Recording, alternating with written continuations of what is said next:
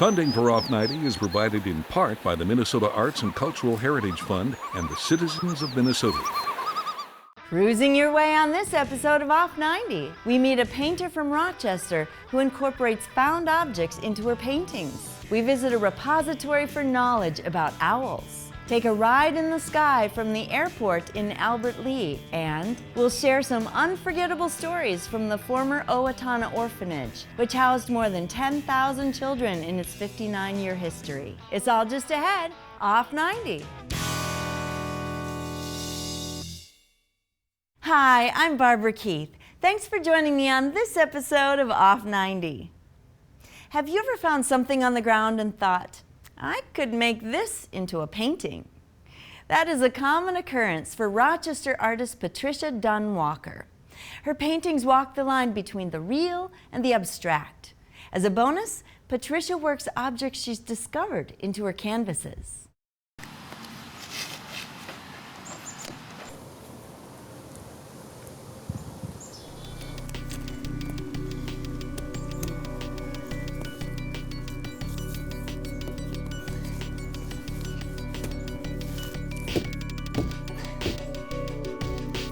My name is Pat Dunn-Walker, and I'm a visual artist, and I specialize in acrylic and mixed media painting.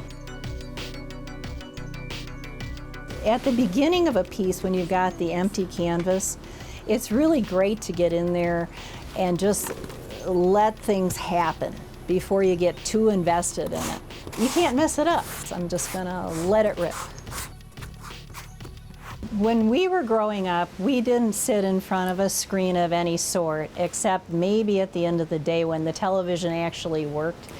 I really liked to draw. You know, I used it to process whatever was going on during the day. Crayons were always available, and I would just sit there at the dining room table and color or whatever. When I was about 8 years old, they kind of noticed that I was pretty good at it. My mother said, oh, that's a good telephone you drew or something. And they decided, oh, you know, maybe Patty'd like some art lessons. It was kind of a very strong part of my identity to be an artist. That's who I was. I think back then people thought more about getting a job, what would be an employable education. And my mother said, you know, graphic design might be a good fit for you. I started doing more fine art, and I eventually got into that because I think I have more strength in fine art than I do in design, although I don't know, they sort of overlap. I've done a variety of subjects. I started out painting landscapes, and I've also done abstracts. When I was in graphic design, I looked through type books, and then sometimes when I use type, I've turned it the way you don't read it, and then when people try to hang up my work, they turn it the wrong way because they're trying to read it. I'm inspired by kiosks that I've found on college campuses, and then they just glue right on top of that, and so you get layers and layers.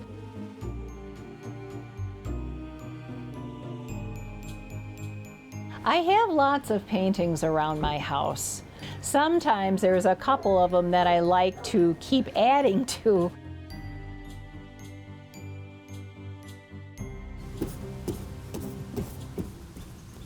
I always find a way of putting recycled or printed material in my work, and it would be hard for me to imagine making some artwork without incorporating some pieces of type or thread or, you know, a variety of different type of recycled materials.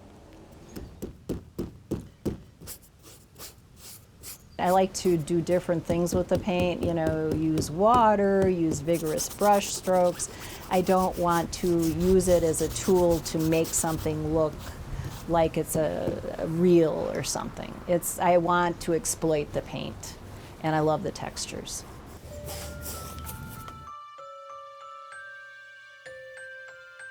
I don't feel like there are enough representations of female figures in artwork. I just wanted to explore that for myself, to think about some of the female heroes in my life and maybe explore some of the women that I admire.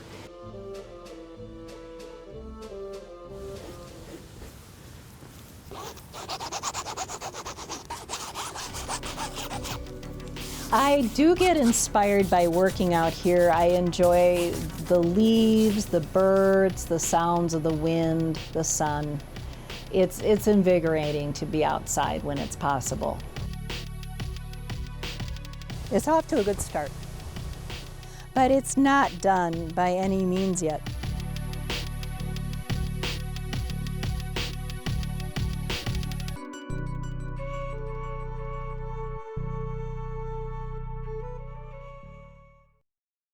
The owl has long been a symbol of wit and wisdom. But a good place to find facts about these fascinating creatures is the International Owl Center down in Houston, Minnesota. The goal of the center is to advance the survival of wild owl populations through education and research.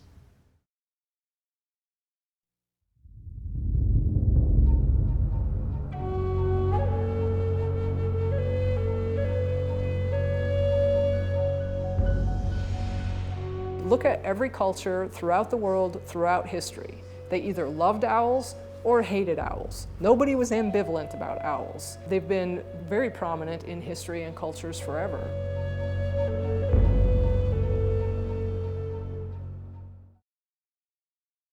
My name is Carla Bloom. I'm the Executive Director of the International Owl Center.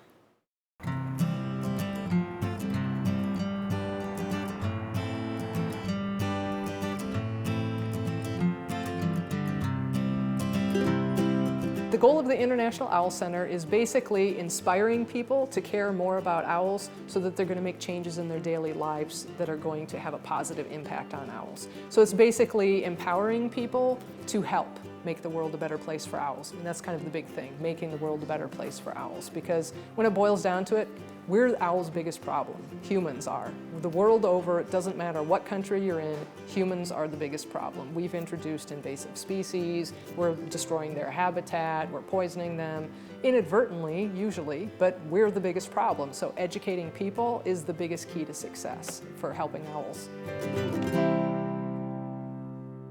So the reason we do these programs is so that you can get to see owls up close and personal, because we really believe that's what helps people care about owls.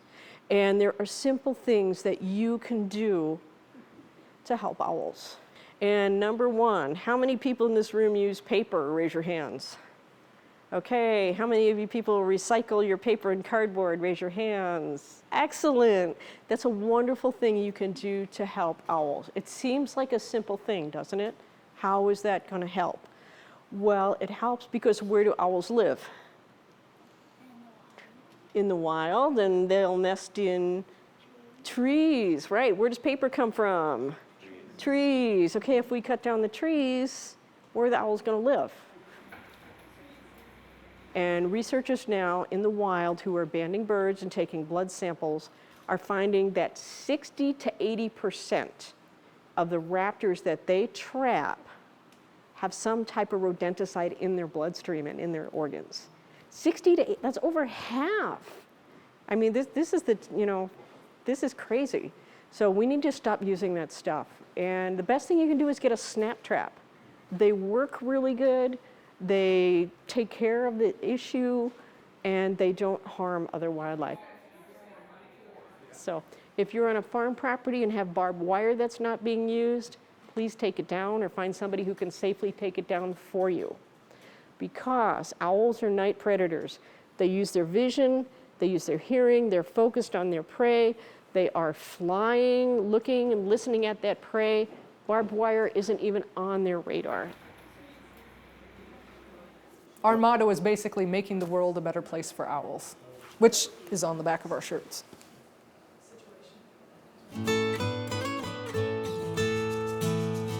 And And then behind me is Alice. She's the one that started everything back in 1998. She fell out of her nest when she was 3 weeks old, and the dislocation of her elbow was too severe for her to ever heal well enough to be able to fly and live in the wild. So she was raised around humans, and I got her when she was 1.5 years old when I was working at the Houston Nature Center. So she was the first live animal that we had there. She's the only live animal that we had at the Houston Nature Center. And her popularity is honestly what started all of this. It's because of her that we have an International Festival of Owls, it's because of her that we have a World Owl Hall of Fame, and it's because of her that we have the International Owl Center. Our International Festival of Owls is the only full weekend all-owl festival in North America. Now, we had no idea that was going to happen when we started. It literally started as a hatch day party for Alice, because the Houston Nature Center was built as a trailhead for the Root River Trail. And we're a town of 1,000 people, so tourism was the main reason that we have a nature center in Houston. So I thought, well, Alice is popular. What's going on the beginning of March when she hatched? Nothing. So let's do a hatch day party and we'll call it an owl festival. And we'll have some other live owls come in, we'll do some kids activities and things like that. And we expected it just to be a little thing. And the first year we had 300 people, which is pretty good for a town this size. We thought, well, let's expand on this. So we started getting speakers from elsewhere, and within a few years, we had people flying here from Alabama, California, New York. Like, you're flying to Houston in the beginning of March? Why? And that's when we realized nobody else was doing anything like this. We're like, wow, okay, let's expand on this. So as the festival started getting bigger and bigger and more popular, we kind of realized there's also no owl center in North America that is focused on education. So we thought, let's start an owl center here. We already have the owl reputation, so let's take it and run with it. And rather than do it in a bigger city, being in a small town, you can have an immersion experience. So when you come for the Owl Festival, you go to the Lutheran Church and you have owl face pancakes. You go to the community center and there's owl activities there. You go to the school, that's where most of the activities are. You come here, we have other things going on here. There's a Parade of Owls art tour that's throughout town. All the businesses are decorated with owls from our owl coloring contest in their front windows. So you come into town and the coffee shop has owl-themed coffees and owl decorations everywhere. You don't get that in a larger community. A small town, you can do that, where like owls are the thing. So that's kind of what we're working on here. So I invite you to check our website to see what's going on and come to our festival. But I really invite you to make a difference in the lives of owls by, becoming a member of the center, by telling your friends about us. We'd love to have people come visit the Owl Center. For anybody who's a member of the International Owl Center, you get half-price admission at the National Eagle Center, as well as at the Minnesota Marine Art Museum. So we do like to encourage people to go to more than one place, because we do have some fantastic places here in southeast Minnesota to visit. Gliders are very different from other forms of air travel because they are quiet. There are no humming engines, just the whisper of the wind on the wings. We made a trip to the Albert Lee Airport and got to ride on one of these elegant yet simple machines.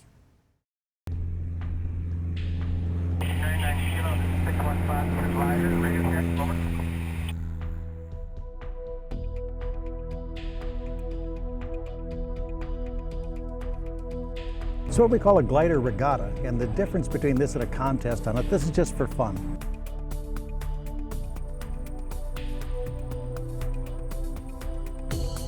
We started doing this about 25 years ago, and someone woke up and says, it's been 25 years, we should do this again just because it's fun. Most of these people are from around Minnesota, and some from Wisconsin, a few from Iowa. When we have the glider contests out here, we get people from all over the world. We hold the U.S. nationals here, and we've held 6 of the 7 classes of gliders competitions in the country.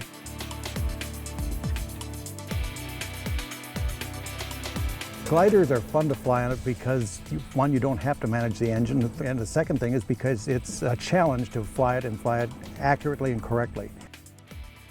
You literally you stay in the sky or you don't, depending on your skill, your ability to find thermals, rising columns of air, and to navigate them, to exploit them, to gain altitude, and then go on to the next one. So it's a bit of a chess game.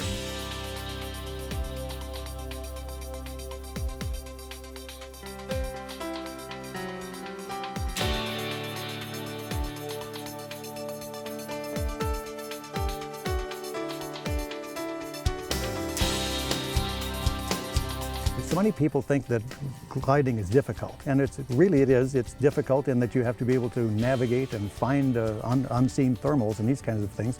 But on the other hand, gliders are very simple to fly. You look at most of these gliders, they'll stall at 28 to 30 miles an hour.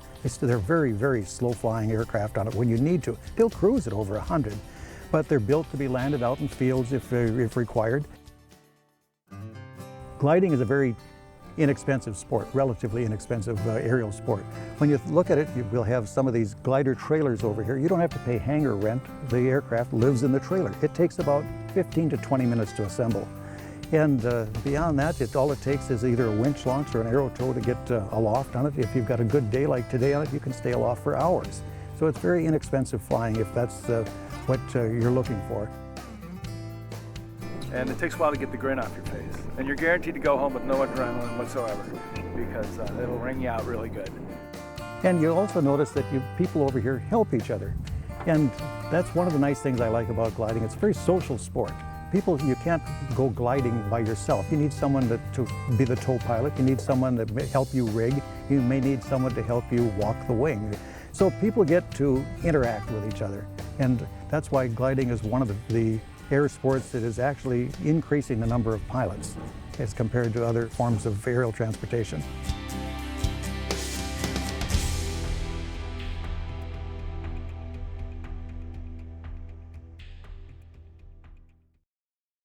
The Minnesota State Public School for Dependent and Neglected Children operated in Owatonna from 1886 until 1945. During that time, it housed more than 10,000 children who were orphaned, abused, or whose parents were unable to care for them. The school grounds have since been converted into a museum and several community buildings, but the memories remain.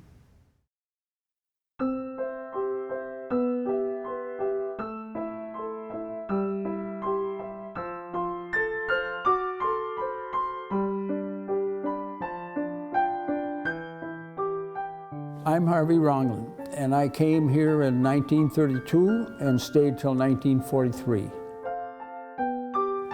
I was 5 when I came and 16 when I left.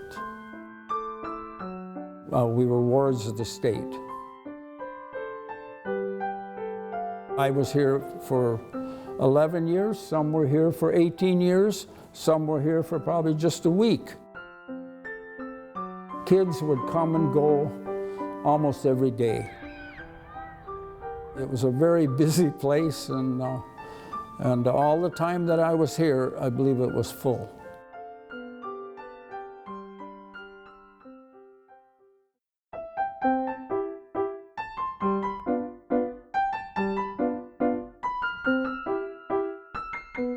I would just like to say that I personally liked the state school. And a lot of kids hated the state school. I'm saying that because every child looked at it different. And when I speak for myself.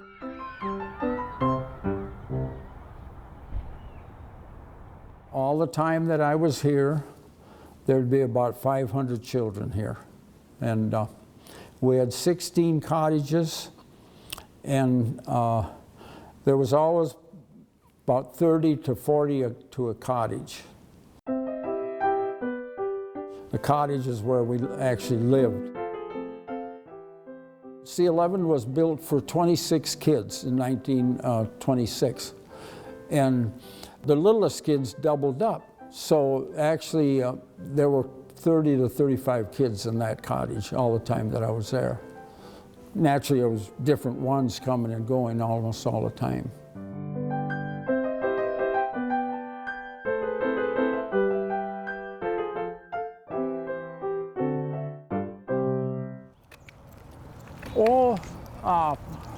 I feel good.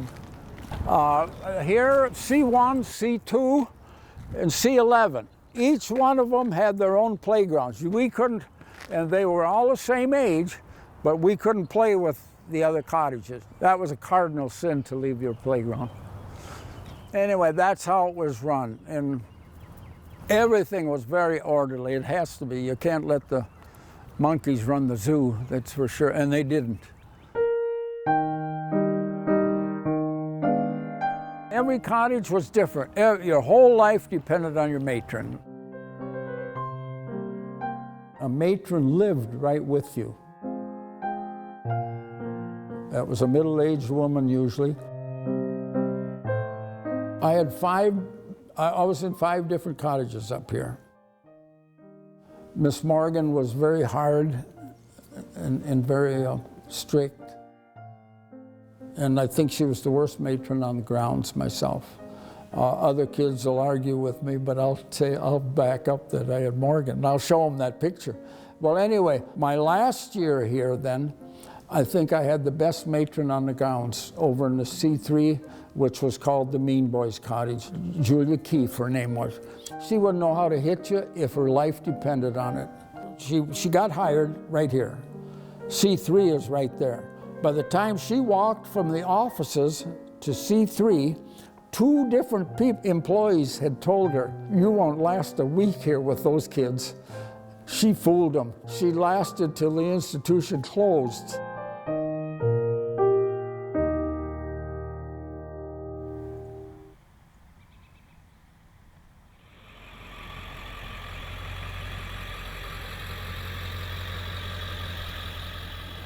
I came here in, like Harvey did, I was 5 years old. I came here in 1935. And I came here with my sister. She was 4 and I was 5. Well, the first thing they did, they split us up, and I don't know where she went, but I went to cottage 2. Quite a place, yeah. My old home. When I got there, I found out that I had 2 brothers there. I was placed out in a farm there with my brother Buzz for 4 years. And that was a very experience. She took a horse harness on me. I don't think there was a day I was there she didn't whip me with that horse harness. But you get over it. Once you start getting the beatings, you know, it doesn't hurt anymore. You just holler so they quit. So, and that's what we did. They just take the beating and holler until she quit beating you. And then just move on.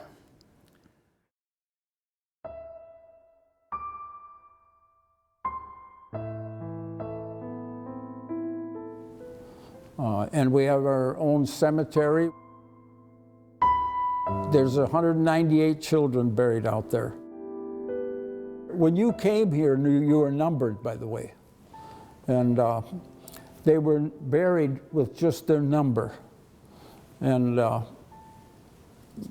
my wife and I, with the help of the city, we've seen to it that those 151 kids got a cross and their name on that cross, so that at least they would be remembered for being here and living.